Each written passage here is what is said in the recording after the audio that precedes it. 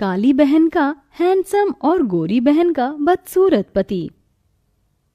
उपासना, तू तैयार हो गई? चल आज दोनों एक साथ कॉलेज चलते हैं। तुमने ये सोच भी कैसे लिया कि मैं तुझ जैसी लड़की के साथ कॉलेज जाऊंगी? उपासना, हम दोनों बहनें हैं। इसी चीज का तो दुख है कि हम दोनों बहनें हैं। एक बार तो खुद को शीशे में देख और मुझे देख। तुझ में और मुझ में जमीन आसमान का फर्क है। उपासना की ये बात सुनकर काजल दुखी हो जाती है और अपना बैग लेकर कॉलेज के लिए निकल जाती है। तो वहीं दूसरी ओर जब उपासना मुंह बनाकर जाने लगती है तो विमला उसे रोक लेती है। अरे उपासना बेटा, तू बिना खाए कहाँ जा रही? और काजल को क्या हुआ? आज उसने भी खाना नहीं खाया, ऐसे ही चल पड़ी। होना क्या है, हमेशा की तरह साथ में चलने के लिए कह रही थी और जब मैंने उसे उसकी हकीकत दिखा दी तो मुंह बनाकर चली गई। पता नहीं ये लड़की कब समझेगी। कितनी बार मैंने इसे कहा है थोड़ा मेकअप कर ले, क्रीम लगा ले, पर नहीं, इसे तो अपना काला रंग ही पसंद है। इससे तो मैं परेशान आ गई हूँ। काजल और उपासना दोनों ही विमला की सगी बेटी थी, पर फिर भी विमला अपनी दोनों बेटियों में फर्क करती थी। ऐसे ही कुछ दिन बीत जाते हैं और एक दिन उपासना और काजल कॉलेज से घर आ रही होती हैं। रोड पर पानी भरा होता है। तभी एक बच्चा वहां से गुजरने लगता है, पर सामने से आ रही गाड़ी काजल देख लेती है और उस बच्चे को अपनी ओर खींच लेती है, जिस वजह से पानी के छींटे उपासना के ऊपर आ जाते हैं। बेटा, तुम ठीक तो हो? तुम्हें दिखाई नहीं दे रहा था? सामने से गाड़ी आ रही है। अगर अभी तुम्हें चोट लग जाती तो? उसका तो पता नहीं, पर आज ये साबित हो गया काजल कि मैं तेरे साथ कहीं आ जा नहीं सकती। तेरी वजह से और इस बच्चे की वजह से मेरे इतने महंगे कपड़े और मेकअप खराब हो गए। अब क्या मैं ऐसी हालत में घर जाऊंगी? अरे कोई बात नहीं उपासना यार, हम तेरे दोस्त हैं, कब काम आएंगे? तू हमारे साथ हमारे घर चल। हमारा घर यहीं पास में है और वैसे भी जब तुम दोनों बहन एक साथ चलती हो तो लगता है कि दिन और रात एक साथ चल रहा है। उपासना के सारे दोस्त काजल के काले रंग का मजाक उड़ाते हैं और उपासना चुपचाप सब सुनती है।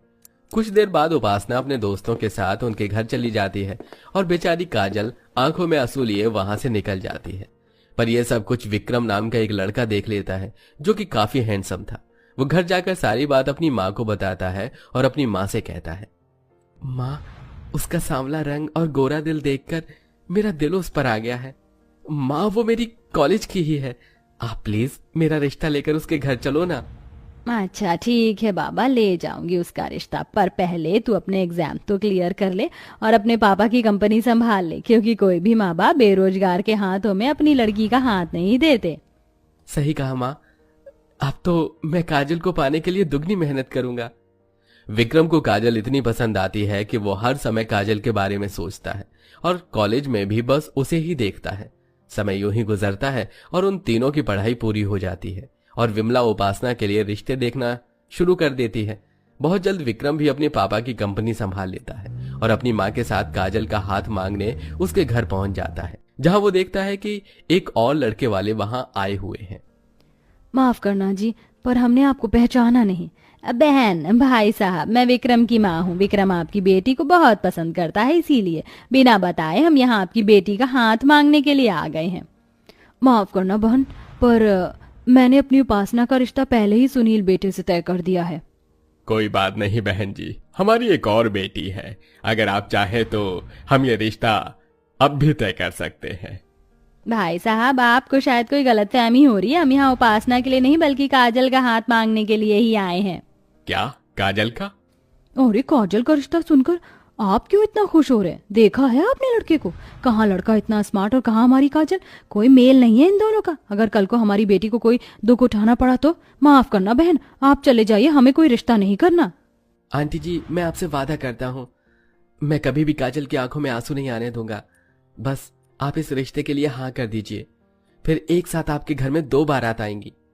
विक्रम की अच्छाई देखकर सुरेश अपनी दूसरी बेटी का रिश्ता भी पक्का कर देता है और बहुत जल्द एक ही मंडप पर काजल और उपासना की शादी हो जाती है।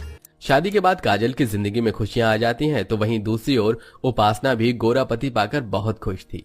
सुनील जी, आप तो मेरे सपनों के राजकुमार से भी ज्यादा गोरे और सुंदर निकले। मुझे तो लगता था कि मुझसे ज्यादा गोरा शायद कोई हो ही नहीं सकता, पर आपने तो सुंदरता में मुझे भी फेल कर दिया। उपासना, ये लो तुम्हारा नजरिया है, इसलिए मैं तुम्हें सुंदर दिखता हूँ, वरना हर कोई बस मेरा मजाक ही बनाता रहा है। लोगों के ताने और उनके मजाक सुनकर मैंने फैसला किया कि मैं खुद को बदल दूंगा, और मैंने खुद को बदल दिया। लोगों की बातों पर ध्यान मत दो, आप बहुत सुंदर हैं। अच्छा वैसे आप मुझे हनीमून पर कहाँ ले जा रहे हो? जहां तुम कहो। मैं तो कहता हूँ कि हम एक साथ डिसाइड करते हैं कि हम बाहर कहाँ घूमने जाएंगे, पर उससे पहले हम 5 स्टार होटल में चलते हैं एक साथ डिनर करने के लिए। क्या 5 स्टार होटल में? Thank you so much Sunil ji, मेरी जिंदगी में आने के लिए। सुनील जैसा पति पाकर उपासना बहुत खुश थी, पर उसकी ये खुशी ज्यादा देर नहीं टिकती। कुछ देर बाद जब सुनील अपना मेकअप उतारकर अपने असली रूप में उपासना के सामने आता है तो अपने पति का काला रंग और रूप देखकर और बदसूरत चेहरा देखकर उपासना हैरान हो जाती है। तुम्हारी जैसी बीवी पाकर मेरी जिंदगी का मकसद पूरा हो गया। अब मुझे इस मेकअप की जरूरत नहीं है। मैं अपने असली रूप में तुम्हारे साथ रहूंगा। ये आपको क्या हो गया? आप इतने काले बदसूरत कैसे हो गए? आप मेरे साथ कोई मजाक कर रहे हो ना? उपासना, मैं क्यों तुम्हारे साथ मजाक करूंगा? मैंने तुम्हें बताया था ना कि लोग मेरा मजाक बनाते थे क्योंकि मैं काला था और यही मेरा असली रंग है। और तुम तो मुझे दिल से प्यार करती हो, फिर तुम मेरे काले रंग को देखकर हैरान क्यों हो गई? नहीं, मैं एक काले इंसान की बीवी नहीं बन सकती। तुमने मुझे धोखा दिया है, दूर रहो मुझसे। सुनील का असली रूप देखकर उपासना की अपनी आंखों पर विश्वास नहीं होता और न ही वो इस बात को मानने को तैयार होती है और अपनी माँ को फोन करती है। माँ, ये तुमने क्या किया? तुमने मेरी शादी एक काले कलूटे बदसूरत के साथ कर दी और उस काजल की शादी इतने हैंडसम लड़के के साथ, जबकि हैंडसम लड़का मुझे मिलना चाहिए था, पर मुझे वो काला बदसूरत पति मिल गया। उपासना, ये तो क्या कह रही है? अगर दामाद जी सुनेंगे तो उन्हें बुरा लगेगा। क्या खराबी उनके रंग रूप में? वो तुझसे भी ज्यादा गोरे और सुंदर हैं। माँ, मुझे भी अब तक यही लगा था जब तक उनका असली चेहरा नहीं देखा था, पर जब मेकअप उतार कर वो मेरे सामने आए तो उनका काला रंग देखकर मेरे होश उड़ गए। आपने मेरी शादी गलत लड़के से करवा दी। मैं अपने काले बदसूरत पति के साथ चलूंगी तो क्या कहेंगे लोग? गोरी को काला और काली को गोरा पति मिल गया। नहीं माँ, मैं ऐसे आदमी के साथ नहीं रह पाऊंगी। मैं आ रही हूँ आपके पास। जहां उपासना अपने काले बदसूरत पति से परेशान थी तो वहीं दूसरी ओर काजल की जिंदगी का सारा दुख धीरे धीरे खत्म होने लगता है। काजल, हम सिंगापुर जा रहे हैं घूमने के लिए। क्या? सिंगापुर? नहीं नहीं, मुझे नहीं जाना। अगर मैं आपके साथ चलूंगी तो लोग मेरे साथ साथ आपका भी मजाक बनाएंगे। तो बनाने दो, मुझे फर्क नहीं पड़ता और तुम्हें भी फर्क नहीं पड़ना चाहिए, समझी? तुम अब चलो, पैकिंग कर लो, कल ही निकल रहे हैं हम। अब अगले दिन विक्रम और काजल सिंगापुर घूमने के लिए चले जाते हैं और काजल अपने पति के साथ सिंगापुर की फोटो व्हाट्सएप स्टेटस पर लगाती है, जिसे देखकर उपासना काजल की खुशियों से और भी ज्यादा नफरत करने लगती है और अपने पति के काले रंग से और भी ज्यादा जलने लगती है। काश कि मेरी शादी विक्रम से होती। मैं इस काले सुनील को डिजर्व नहीं करती और ना ही विक्रम उस काजल को, पर फिर भी लंगूर के हाथ में अंगूर और मुझ जैसी सुंदर सी लड़की को ऐसा बदसूरत पति मिल गया। काजल का स्टेटस देखकर उपासना को बहुत गुस्सा आता है और वो गुस्से में अपना फोन तोड़ देती है। फोन टूटने की आवाज सुनकर सुनील वहां आता है।